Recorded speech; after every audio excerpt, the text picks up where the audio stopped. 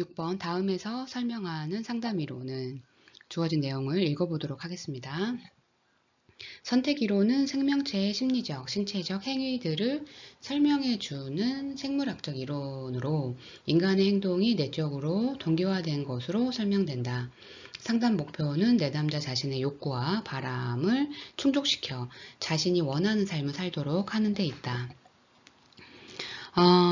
주어진 내용을 보면 선택 이론과 내적으로 동기화된 행동, 이것은 현실 치료의 이론적 기반이죠. 그 다음 내담자의 욕구와 바람을 충족시키는 것이 상담 목표로 제시되어 있습니다. 이 역시 현실 치료의 핵심 목표와 일치합니다.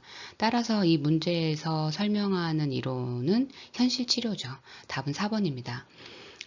현실 치료를 짤막하게 설명을 해보면 기본 욕구 5가지가 있죠. 이 5가지가 현실 치료에서 중요한 개념이죠. 상담자가 내담자의 욕구를 파악하고 이를 충족시키도록 돕는 과정이 중심입니다. WDEP 시스템이라고도 하죠. 우선은 W는 want로 원하는 것, 내담자가 무엇을 원하는지 확인하는 것, 이는 상담의 시작점이고요. 내담자의 욕구를 명확히 파악하는 과정입니다. doing 행동은요. 내담자가 현재 어떤 행동을 하고 있는지 탐색합니다. 이는 내담자가 욕구를 충족하기 위해 어떤 행동을 하고 있는지 평가하는 단계입니다. 이 evaluation 평가는요, 내담자가 자신의 행동이 얼마나 효과적인지 평가합니다. 이 과정에서 내담자는 자신의 행동이 욕구를 충족시키는지 여부를 판단하게 됩니다. 플래닝은요, 계획인데 내담자가 더 나은 결과를 얻기 위해 새로운 행동 계획을 세웁니다. 상담자는 내담자가 현실적인 계획을 수립하도록 돕는 거죠.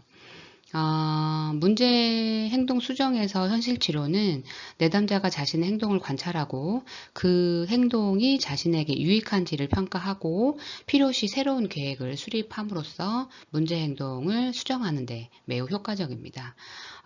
따라서 제시된 내용에는 이런 현실 치료에 관련된 내용들이 있기 때문에 답은 현실 치료입니다. 7번 소년법상 보호처분과 그 내용의 연결이 옳지 않은 것은 소년법상의 보호처분 먼저 확인을 해볼까요? 1호 처분 감호위탁, 2호 처분 수강명령, 3호 처분 사회봉사명령, 4호 처분 단기보호관찰, 5호 처분 장기보호관찰, 6호 처분 소년보호시설 감호위탁, 7호 처분 소년 의료보호시설 위탁, 8호 처분 1개월 이내에 소년원 송치, 9호 처분 단기 소년원 송치, 10호 처분 장기 소년원 송치입니다. 이 정보를 바탕으로 주어진 내용을 보면 1번 2호 처분 수강명령 맞습니다. 2번 3호 처분 틀렸죠. 사회봉사명령입니다. 장기보호관찰이 아니라 3호 처분은 사회봉사명령으로 2번이 답이 되겠네요. 3번 4호 처분 맞습니다. 단기보호관찰.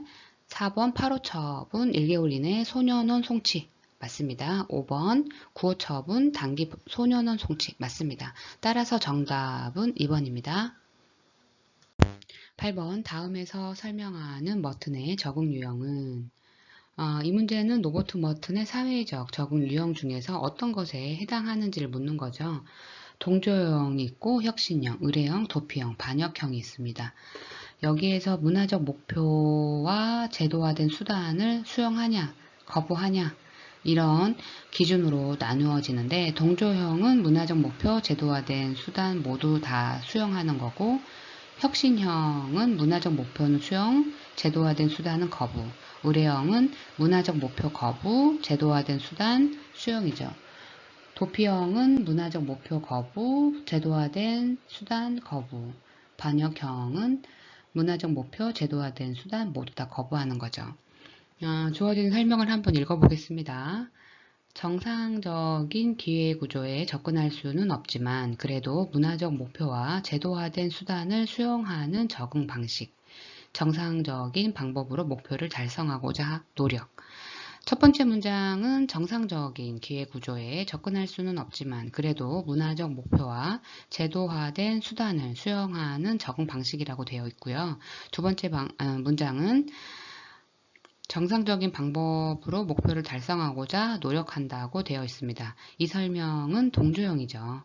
동조형은 문화적 목표와 제도화된 수단을 모두 수용하고 그 목표를 실현하기 위해 정당한 방법을 사용하는 적응 방식을 의미합니다.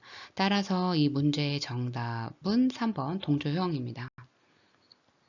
9번 다음에서 설명하는 청소년 복지시설은 주어진 내용을 읽어보도록 하겠습니다. 가정 밖 청소년에 대하여 가정, 학교, 사회로 복귀하여 생활할 수 있도록 일정 기간 보호하면서 상담 주거, 학업, 자립 등을 지원하는 시설.